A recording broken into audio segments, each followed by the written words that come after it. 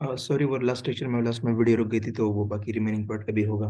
तो लास्ट में मैंने मैट्रिक्स का सारा समझा दिया था, बस उसकी 3 प्रॉपर्टीज और उसका ट्रांसपोज रह गया था। तो पहले वो 3 प्रॉपर्टीज एक्सप्लेन कर लेता हूँ।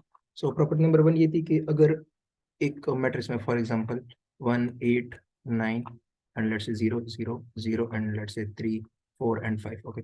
अगर एक मैट्रिक्स में पूरा का पूरा एक रो या पूरा का पूरा कॉलम 0 हो गया, सो दैट मीन्स कि पूरा का पूरा डिटर्मिनेंट 0 होगा। You don't need to calculate it, पूरा डिटर्मिनेंट 0 हो जाएगा। अगर एक रो या एक कॉलम 0 या right this down with yourself, अगर एक कॉलम या फिर एक रो पूरा 0 हो गया, तो whole determinant will be 0। Second property,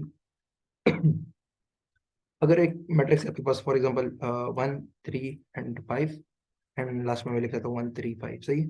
and then मैं लिख देता हूँ 8 -1 एंड 0, सही है। So if you have an identical row two, मतलब 2 आइडेंटिकल रोज, मतलब एक रो है तो दूसरा रो दोनों आइडेंटिकल है, या फिर 2 identical columns 1 1 1 1 1 1 and 5 6 7 for example, सही है। 2 identical rows if you have, so the determinant in both cases will be 0।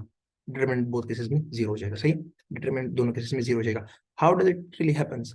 Actually आपके मैट्रिसेस में होते हैं elementary row operations, elementary row operations. उसमें ये होता है कि आप एक कॉलम से दूसरा कॉलम माइनस कर सकते हैं। सो जरा कर ले, दूसरे से पहले कर लेता हूँ। सो 1 1 1, जिस रो से किसी को माइनस करे वो वाला चेंज होगा। 1 से 1 माइनस करे 0, दूसरे में भी 0, तीसरे में भी 0 and 5 6 7। So this leads to the first property. और वो फर्स्ट प्रॉपर्टी है कि जब पूरा कॉलम या पूरा रो 0 होता है, द डिटरमिनेंट सेल्फ गेट 0। तो ये इसका एक छोटा सा प्रूफ है, but you don't need to learn the proof, just memorise the thing कि जब दो रोज या दो कॉलम आइडेंटिकल होते हैं, the result will be 0।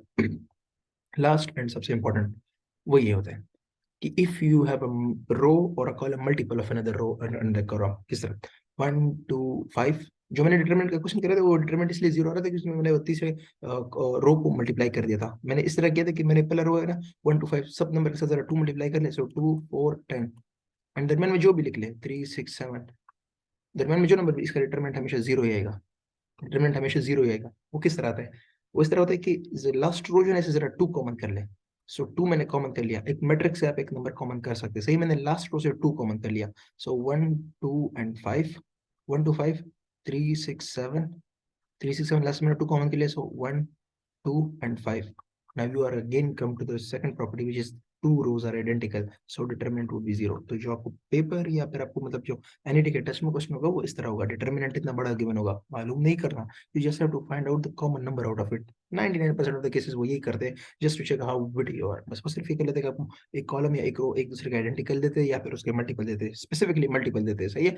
Identical तो फिर भी साफ पता चल जाता है, फिर ये वाला रूल ये तो साफ पता चल जाता है, but if you are given such thing, you just have to check कौन सा किसका मल्टीपल है, and you just take that out common, and आपका डिटरमिनेंट 0 हो जाएगा, एंड दैट्स इट। सही, पूरा डिटरमिनेंट मालूम करने की जरूरत नहीं है। पूरा डिटरमिनेंट मालूम करना, you have to go through that whole process which I explained in the previous video. Okay, so what is a transpose later on? Now let's discuss a little bit about the transpose. Transpose is very simple, you just have to transpose, या तो रोज को column में interchange कर ले, rows interchange two column, interchange two column, सही है। Inter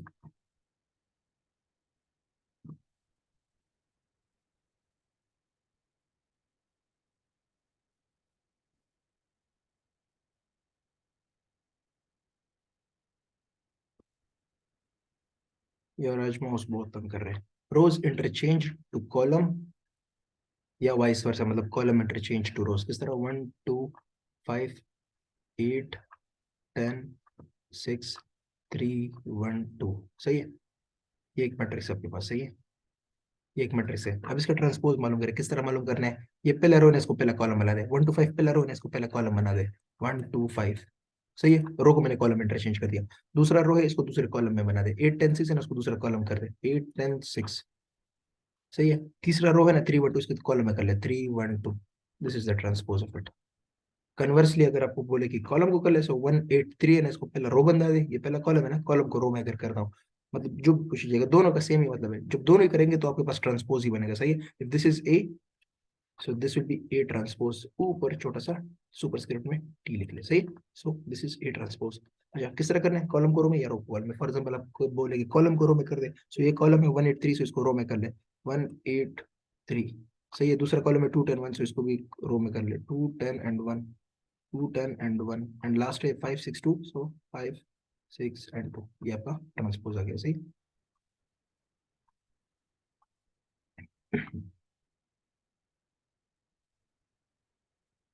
ये अपना ट्रांसपोज हो गया। सो इसकी कुछ प्रॉपर्टीज है वो भी कर लेते हैं। So transpose goes like this, for example if you are asked A transpose, A का ट्रांसपोज होल ट्रांसपोज, मतलब एक मैट्रिक्स उसका ट्रांसपोज कर ले और उसका दोबारा ट्रांसपोज कर ले, this will be equal to A only if and only if this is a symmetric matrix. अगर इस तरह का कंडीशन हो ना तो फिर ए को हम बोलते हैं सिमेट्रिक मैट्रिक्स, सही है, सिमेट्रिक मैट्रिक्स, सिमेट्रिक मैट्रिक्स, सही है। ओके सो अच्छा हो गया।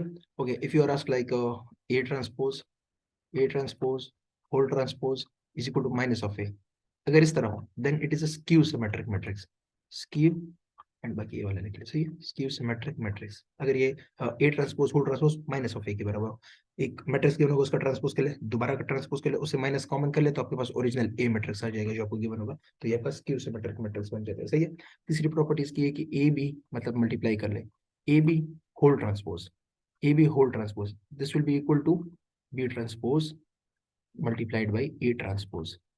इसमें बहुत बड़ा लॉजिक है which is none of your concern, सिर्फ प्रॉपर्टी को याद कर ले। Similarly A B whole inverse, A B whole inverse this would be equal to B inverse times A inverse, B inverse times A inverse. ये बहुत important इसलिए क्योंकि मैंने बताया कि मल्टीप्लिकेशन के कम्यूटेटिव नहीं, ये नहीं कि आप लोग लेके A transpose multiply B transpose करते हैं, that will be totally incorrect, क्योंकि उसमें वो ऑर्डर आ जाता है ना, जिसमें मल्टीप्लिकेशन का ऑर्डर आ जाता है, number of column number of रोज, तो अगर वो थोड़ा भी चेंज हो गया इट विल बी इनकरेक्ट। सो याद रखें कि यही से करेक्ट ऑर्डर है इसका, सही है, ये भी हो गया। बस सिर्फ ये ट्रांसपोज तक आपका टॉपिक है, सही है। If you open any book for any MCQs आपको इससे ज्यादा कंसेप्ट की जरूरत नहीं होगी, just make sure you go through out the go through the MCQs वगैरह एंड मैट्रिक की बुक की जो सॉल्व एग्जांपल है वो कर ले, और उसके कुछ टाइप्स होते हैं मतलब डायगोनल मैट्रिक्स वगैरह which is not a big deal, वो आपको जो बुक जो भी बुक उठा ले मैथ्स का उसमें सिर्फ पढ़ ले, 3-4 टाइप से मोर देन एनफ, सिर्फ डेफिनेशन आएगी उसमें, कोई बाकी ऐसी रॉकेट साइंस नहीं होती, बस सिर्फ डेफिनेशन की 2-2 लाइनें सीखनी होती है जो आप जैसे देख ले आप उसको समझ जाएंगे, सही है।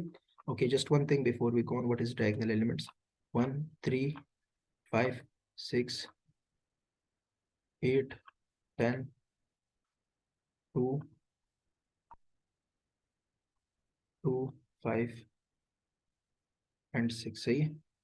ये फॉर एग्जांपल आपके पास एक मैट्रिक्स है, तो ये जो डायगोनल में जो आ जाता है ना, डायगोनल में ये आपके डायगोनल एलिमेंट्स होते हैं, ये आपके डायगोनल एलिमेंट्स है जो डायगोनल में आते हैं, ये आपके डायगोनल एलिमेंट्स होते हैं। तो जो भी टाइप्स होते हैं ना मैट्रिक्स में सिर्फ बस यही इनके बारे में जिक्र किए जाते हैं, इनको सेम रख ले तो कौन सा मैट्रिक्स बने, इनको चेंज करे तो कौन सा मैट्रिक्स रहेगा, इनके ऊपर अगर सारे एलिमेंट जीरो तो कौन सा बनेगा, इनके नीचे अगर सारे एलिमेंट जीरो तो कौन सा बनेगा। For example I will give you an example 1 2 3 and for example 0 1 3 0 0 4, सही है।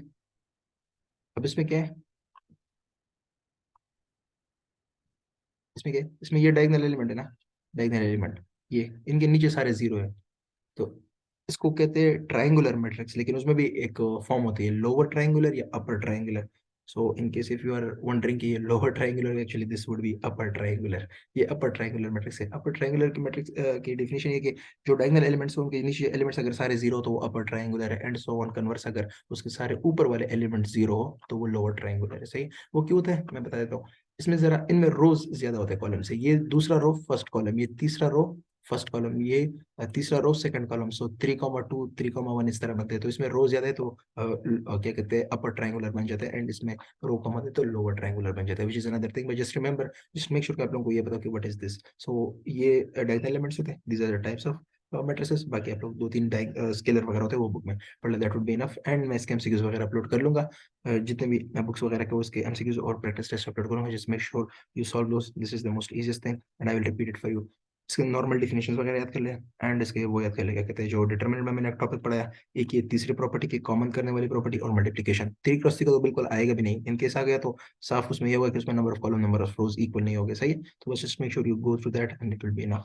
अगर कोई क्वेरीज वगैरह हो feel free to ask, thank you so much.